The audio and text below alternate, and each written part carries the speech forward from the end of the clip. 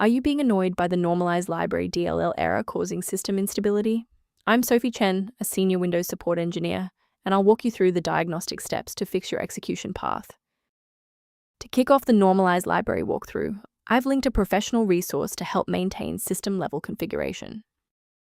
This is the Normalize Library, a specialized system module responsible for localized audio normalization. It manages the automated gain adjustment of system alerts and localized media streams, ensuring that system notifications maintain a consistent decibel level relative to other active media. Now let's get this fixed up.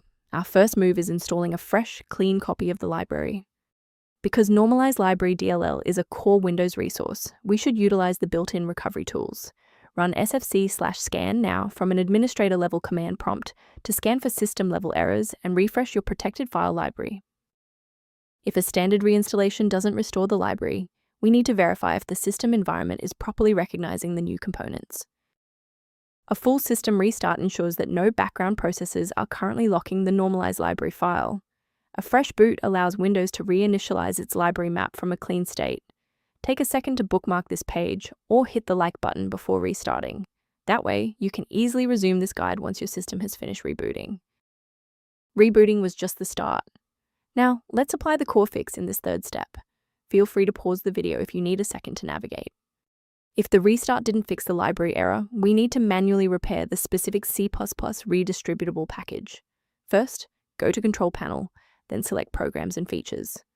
Second, find every Microsoft Visual C++ redistributable, 2005 through 2022.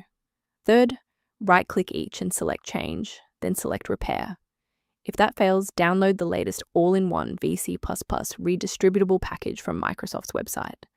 Please note that for DLL files with numbers, the number tells you which version to repair.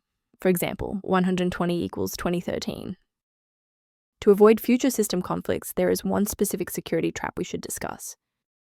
Always prioritize system safety by avoiding manual swaps of Normalized Library DLL. Downloading individual DLLs from third-party sites is a common way for hackers to inject spyware and ransomware directly into your operating system. A professional diagnostic tool can be a valuable asset for those looking to maintain long-term system stability and file integrity. If you're encountering repeated missing file alerts, the recommended suite linked below provides informational guidance for Normalized Library. I'm Sophie Chen. If we successfully restored Normalized Library functionality for you today, liking this video helps other users find this solution. Subscribe for professional tech support.